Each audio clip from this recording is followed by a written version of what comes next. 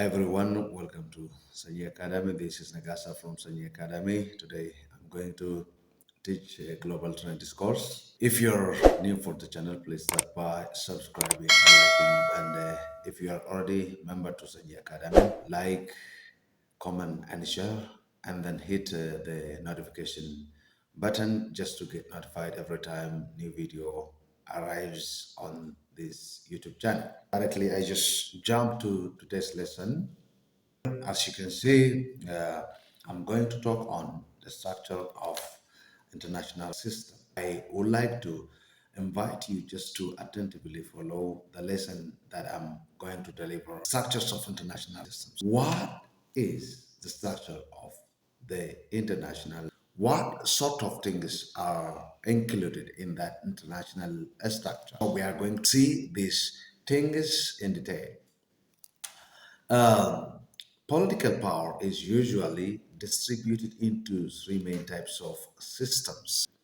We see three types of political distribution in the international system: the unipolar system, the bipolar system, and the multipolar system. These are the balance of power systems that we find in the international system. What are these three balances of power or distributions of power? We will focus on them.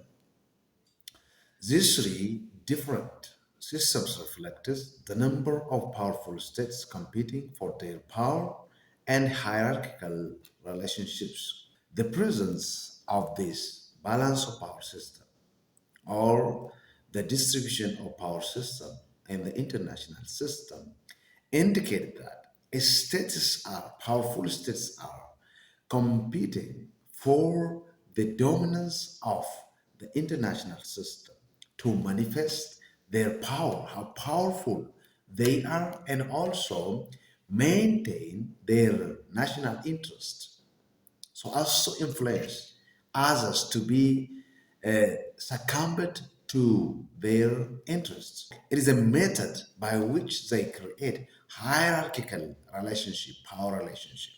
In a unipolar international system, there is one state with the greatest political, economic, cultural, and military power, and hence the states have the ability to totally control other states. Unipolar system or unipolar power balance system is the system or the power balance in which one superpower exists and has superior political, economical, and military, even cultural power, and other states are influenced by this superpower. This superpower controls the rest of the state in the system. They are subject to follow the order of this powerful state.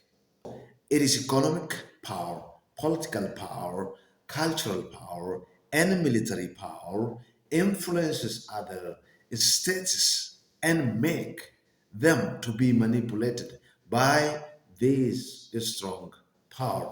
That is the system in which one and a single strong and superpower country exists. Unipolar system is. On the other hand, in a polar and bipolar and multipolar system, there is no single state with a great power. In unipolar system or balance of power system, there is only a single superpower which has strong economic, political, social, cultural, and military power, which enables it to control other states. But in bipolar and multipolar system, there is no single state with such strong power. The states in such system are forced to balance each other's. In the bipolar system, states are forced to balance their economic, political, cultural, and military power. That means there is a competition. In bipolar system, there are two dominant states or superpowers. So there are two dominant superpowers, each competing to manifest its economic, political, cultural, and social power. power to the rest of the state.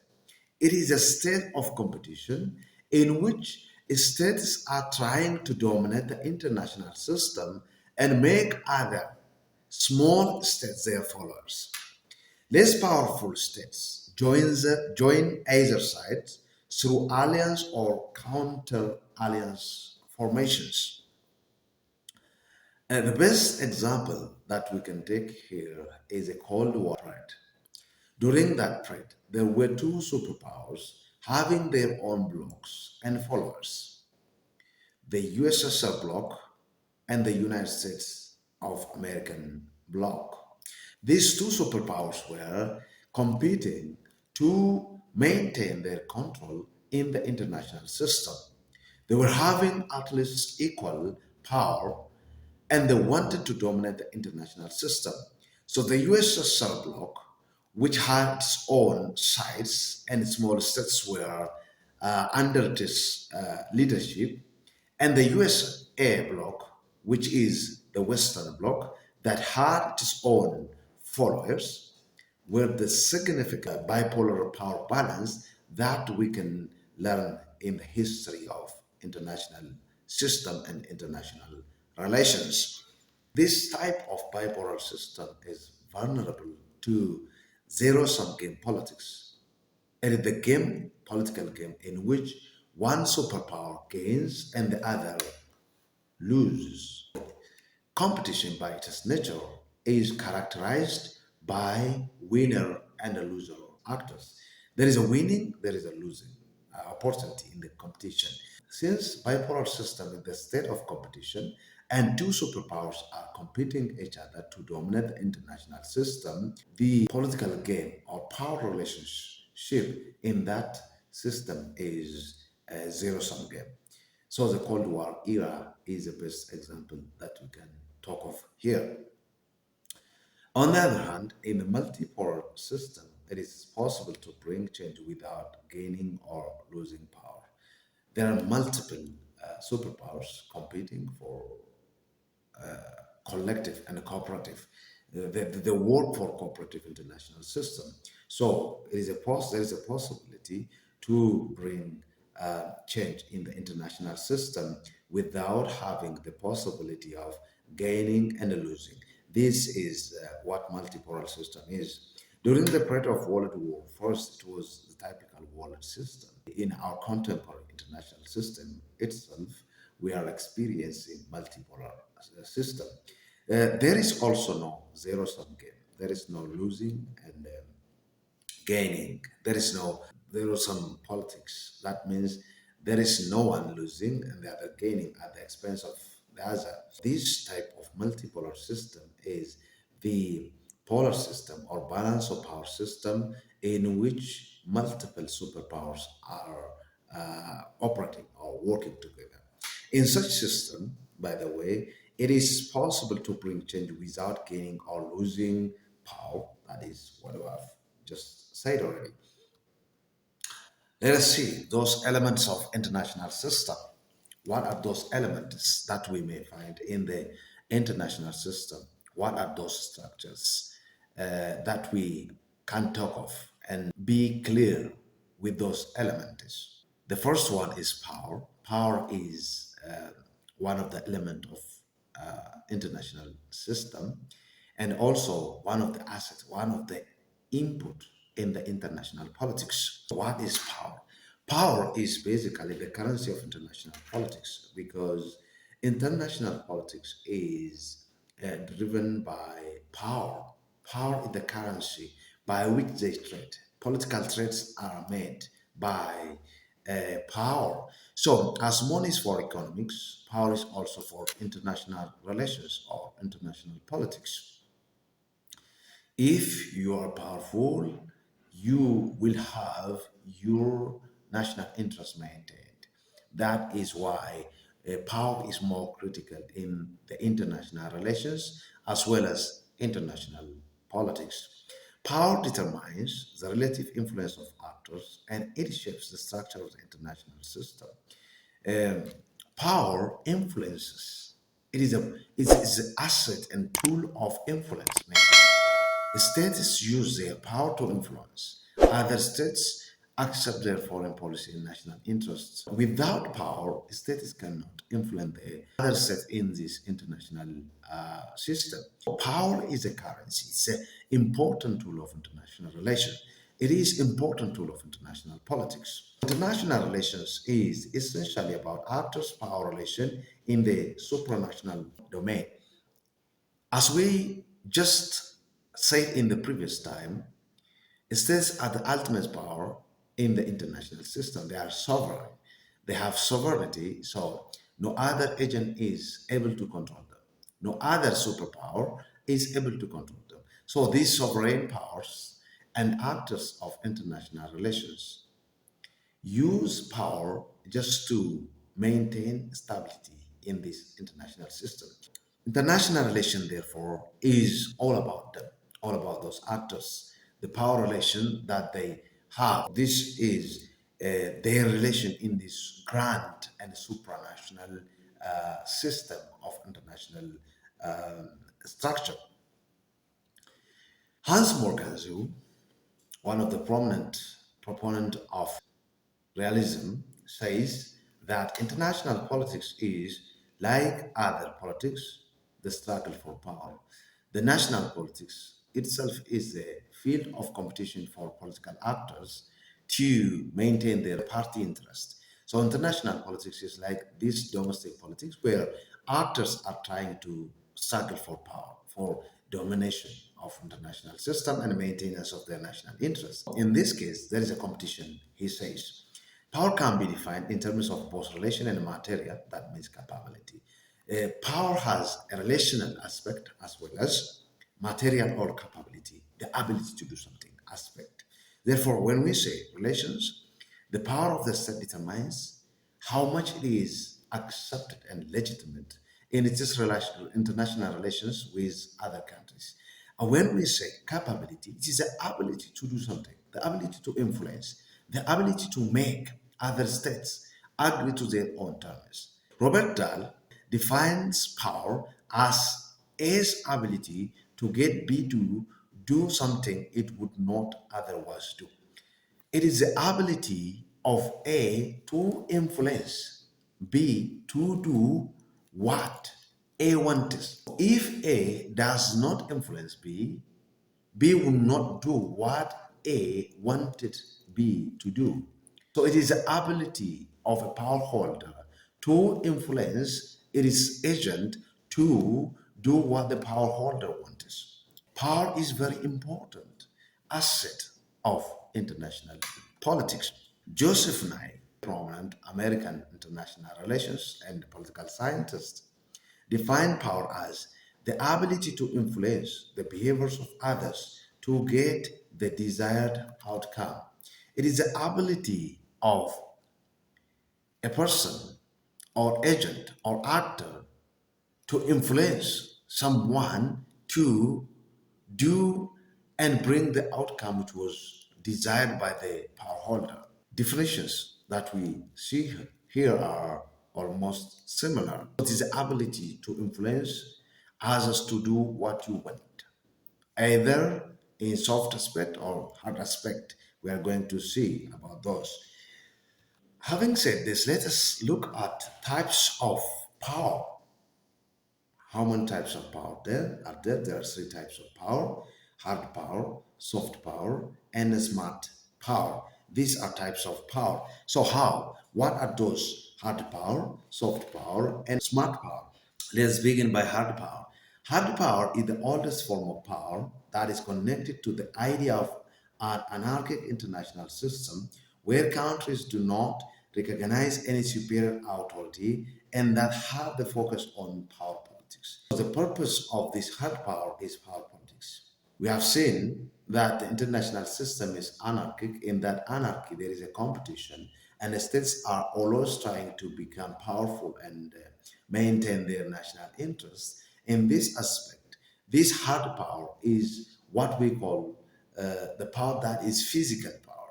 This physical power is important, according to them, to maintain their interest in this anarchic international system. It is defined as when a country uses economic and military coercion to influence the interests or behaviors of other countries or political bodies. The state or the country uses military and economic power to maintain its interest, to influence other agents, implement what the power holder wants. So hard power is this.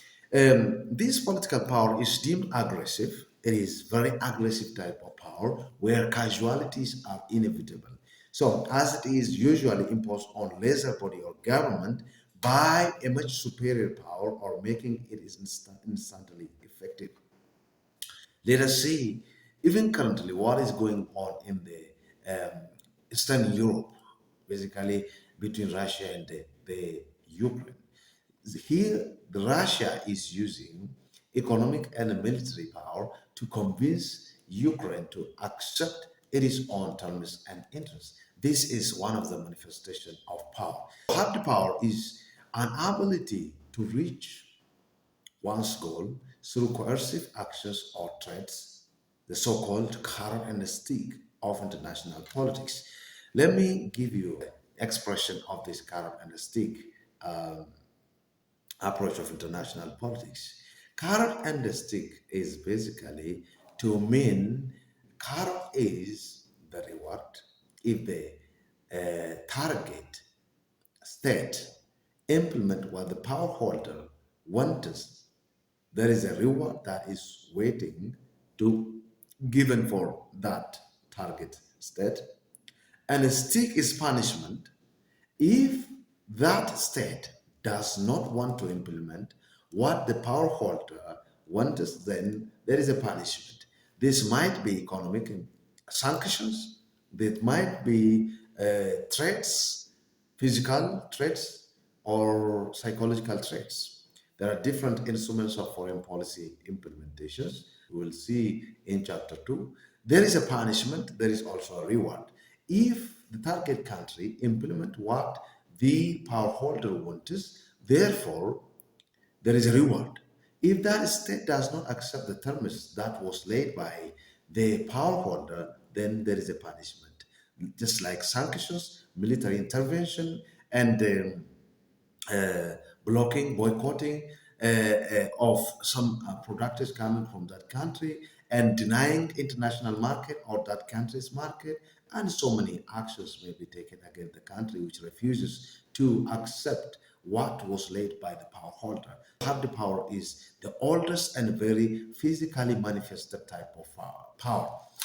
Historically, hard power has been measured by such criteria as population, size, territory, geography, natural resources, military force, and economic status. The indicators of hard power are population, the number of population that is in that country, the geography, the territorial boundary of that country, how much that country is very extensive in its size. It has been measured by criteria of population size, the number of people, the size of the territory, geography, natural resources that are available in that country, military force, in number of weapons, and also military troops, and economic strength of that country.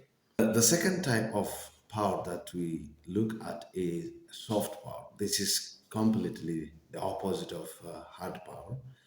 Joseph, in his paper of 2008, argued that it is soft power is the ability to shape the preference of others without the use of force, coercion, or violence, but through intangible assets such as attractive personality, leaders' attractive personality, diplomats' attractive personality, culture of that country, political values of those people, and leaders in the country, the institutions that are already built in that country, and policies that are seen as legitimate or having moral authority to compel other states and governments to accept and side with that government. So this is an invisible type of power, which is not physical. So it is not manifested in physical aspect. Rather, it is invisible, soft. that convinces agent states or targets to accept the power holder and agree with terms and importance that the country is just giving to them. This power uses negotiation influence to appeal to others. Soft power is necessary to improve human relations and create lifelong connections among the parties. So here it is through talks, the approach that the government and political leaders use, the approach that diplomats use, the approach that the people of that country uses to access other peoples and other governments to cooperate with them in their dealing. This improves relationships. This enables them to cooperate. Cooperation, therefore, is strong when used this soft power. So this soft power helps the government of that country or a states come together, improve their relationship for together gain or mutual gain. This is completely the opposite of hard power, which is physically manifested so as to convince the target government or target state accept the interests of the power holder. Soft power is best used in a complex issues and helps reach a mutually beneficial state or condition without much difficulty. Even the end of wars, dangerous and very violent wars, is through negotiation. This type of power is used, the ability of that country to convince its target government or target state accept what that country says or accept what that country wants. This is mostly important for diplomats representing a country abroad in different countries. So, the ability of those diplomats, the capacity of them to convince the host countries is very important to gain what the country wants from that host country. So, national interest of the country is best maintained when used soft power. And the third type of power is smart power. Basically, smart power is the combination of these two powers, hard power and then soft power. So it involves both hard and soft power. It involves strategically applying diplomacy and persuasion. So, diplomacy is one of the tools that we use to implement soft power, but persuasion is one of the tools we use to implement hard power. So, this is very important. Countries need to know when to use this type of power because strategically using them would help them to achieve more in their relationship. This type projects power and influence in every cost-effective manner to legitimize the political and social aspects of that country. This has to be used in the context of cost effectiveness. If using soft power reduces the cost that the country incurs using hard power, then the country has to use. And if the situation requires the country to use hard power, persuasion, sanctions, military activities, then the country has to strategically make that kind of decision. Smart power is the combination of these two powers and having the ability to decide which power is best suiting the situation that is facing the country. Now, let us see some of those instruments and important tools that states use to implement their interest and national interest.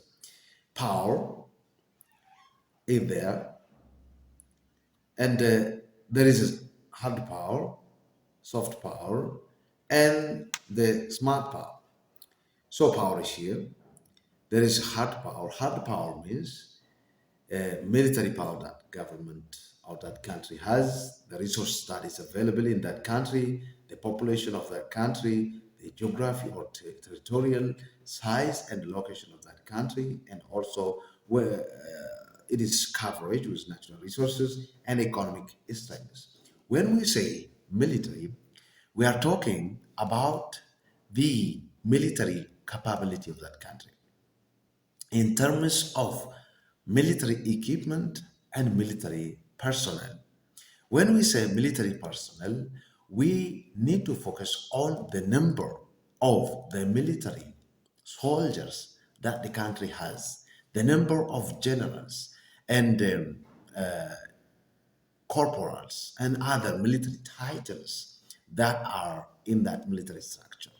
On the other hand, we are also talking about military equipment, the number of tanks, the number of jets, military jet power, or the number of military jet power, nuclear power, and military equipment they have, number of fleets they have, drones and other military objects they have. When we say resources, we are focusing on natural resources such as mineral, water resources, and the country is blessed with the water resources, minerals, and others. When we talk of population, we talk about the population size in terms of age, productive powers, old age people, and also infant or children. So, what is the age category of that country? And also, we also look at the literacy of that country, how much they are educated, what is the literacy rate or rate of that population. Geography, when we look at geography, we focus on the territory, the size of that country, and the strategic location of that country, how much that country is strategically important to the interests of the world, the global politics and security, how much that country is very important. So that is also what matters to power. The other is economic strength, how much that country is strong enough to influence the global economy. So what number, how many countries are looking for support for that country and how much that country is able to influence the global economic matters in terms of production, in terms of consumption, in terms of distribution. So these are very important issues that we need to take into account when we're looking at hard power. The second one is soft power. We have just said soft power is invisible and that much important a type of power which states use to convince their equivalent just to maintain legitimacy of their country. This is a culture of that country. How much that culture, the culture of those people, is decent to others, how much it affects and attract others to accept and work with that country. Education, the level of education, the education policy and system that the country follows, also important. That is why most of students from Ethiopia and other developing countries are just in fond of scholarship in countries like Europe and the United States of America. This is what matters. This is the way they influence the policies of other countries, political values, political cultures, the participation culture, how much people are very active in the political culture of their country. In the moral and citizenship education course, we have seen the three types of political cultures in terms of participation: the subject, parochial, and participatory political culture. So, participatory political culture is the best political involvement that nations make in terms of their involvement. The other is diplomacy, how much they are effective in implementing diplomacy. Diplomacy is a peaceful dealing of with issues through negotiation with the counterparties. So the diplomatic negotiation is very important. Other government should be so strong in terms of its leadership. What sort of government is it? Is it parliamentary? Is it presidential? Or is it hybrid? Or is it just as we say, communist type of government or others? This also matters the most. Foreign policy of that country. Foreign policy is a instrument that we use to influence other countries. So foreign policy is very important. There's a policy objective that the country is set to achieve its national interest from the rest of the world. So what sort of foreign policy approach that country uses? Is it a revisionist type of foreign policy or status quo type of foreign policy? And the third one is smart power.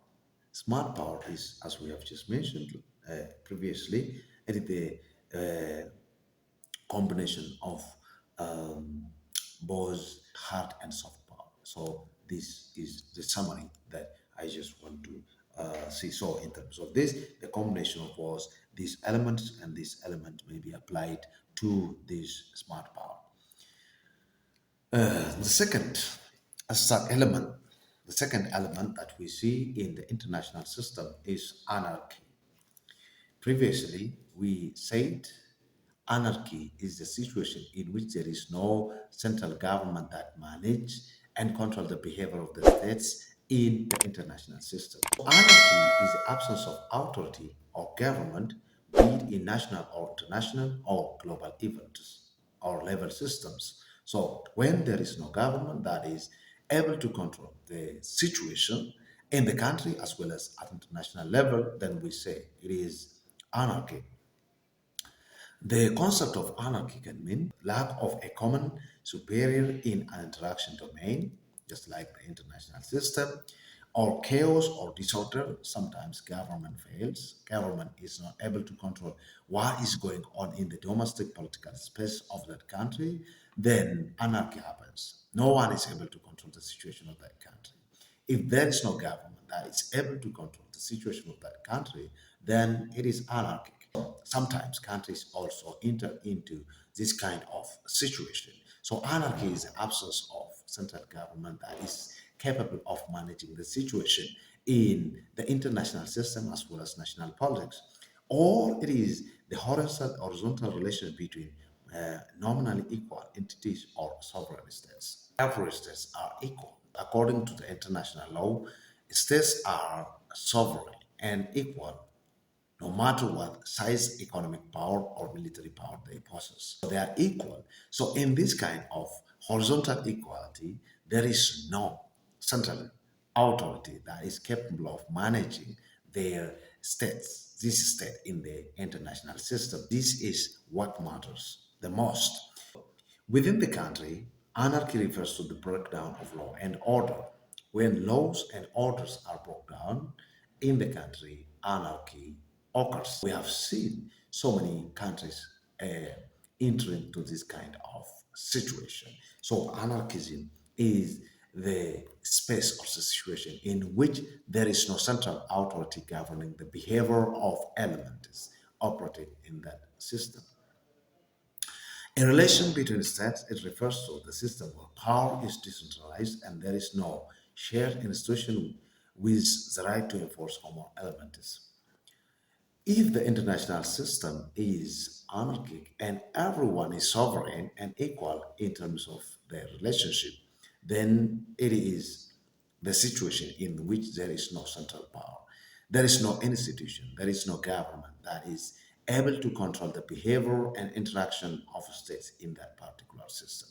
At this point, there is no shared institution in which there are member and that is capable to manage states. Domestic politics are very effective at management. They are very effective because they have sovereignty, but there is no sovereign power at international level. An anarchical world is a world where everyone looks after themselves and one looks after the system as a whole. In this anarchic international system, what we observe is that every state is looking after its interest, its advantage. That is why we see the world is constantly in chaos. That is why we see the state do what they want, regardless of just protecting the international system. They protect the international system as far as it is suitable to their economic advantage, political advantage, or public advantage. Otherwise, they are not paying attention to that. That is why we see so many countries are destroying other countries. That is why you see so many countries using their own economic and political power to limit the power of other states. It is a state of competition because there is no agent or power that is able to control the behavior of the states. The states have to rely on their own resources to form alliances through which the power of one alliance of state could be balanced against the power of another alliance. Alliance formation in this international system is a crucial type of structure. International system is characterized by alliance formation because states depend on their own resources to maintain and manage their own fate, their own destiny in this international system. That is why we see grand and supranational elements like the European Union, African Union, Arab League, and the Organization of American States. These are supranational organizations, associations organized by members to confront those powerful states, those alliances that are capable of dominating the others. As a response, the new international system was characterized by the constant tension and threats of war, which often enough turned into actual causes of cases of warfare.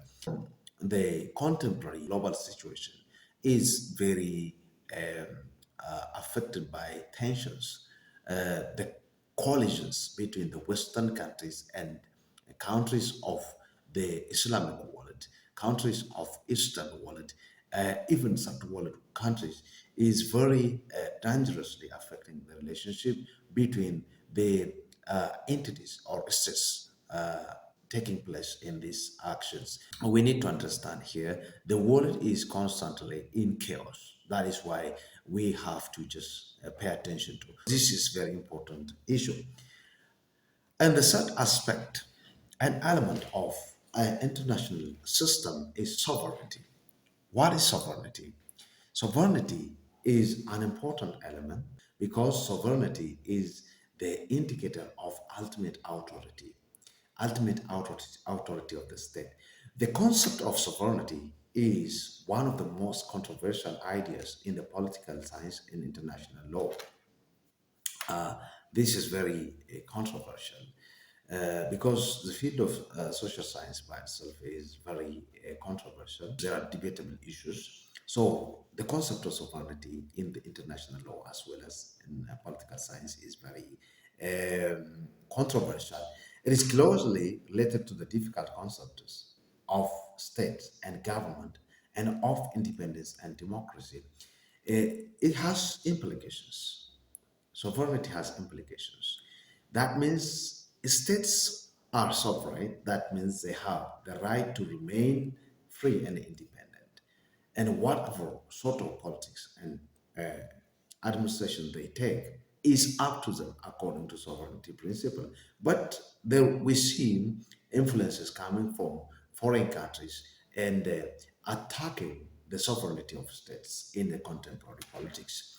Sovereignty is another basic concept in the international relations, and it can be defined as the expression of number one, status ultimate authority within its territorial entity. That means internal sovereignty.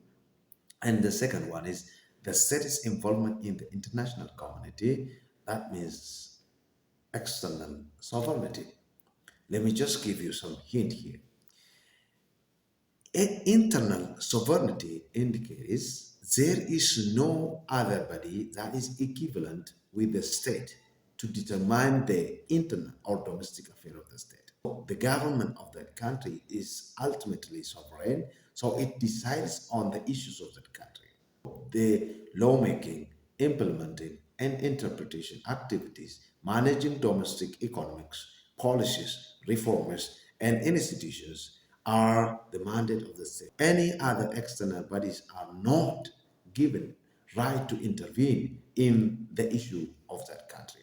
And the second one is external sovereignty. This is all about involvement of the states beyond its border in international or multilateral organizations and relationships. In terms of interaction with other countries beyond the border or in the international system, the state is sovereign. That means the state is the center of gravity. the center of decision making, whether to accept or not to accept international obligations. States accept international obligations when they see or when it deem that their national interest is not touched or not affected. This is what internal and external sovereignty are about. In this case, sovereignty matters. That is the principle guiding international politics. It is very important to focus on the sovereignty of the state so as to maintain a stable and peaceful international system. But we see countries are having troubles. The national system is falling to the trap or the prey of powerful states. So that is what we experience today. In short, sovereignty denotes the double claim of states from the international system. These are the autonomy in foreign policy. That means states have authority, autonomy, independence to pursue their foreign policy objectives and their interests by using the foreign policy principles they use, and independence, freedom in its domestic affairs. That means no other states are required or given authority to intervene in the domestic affairs of the country. So this is an important issue that we have to focus on when talking about sovereignty.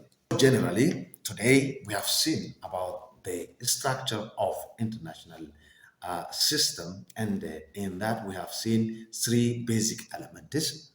Number one is power.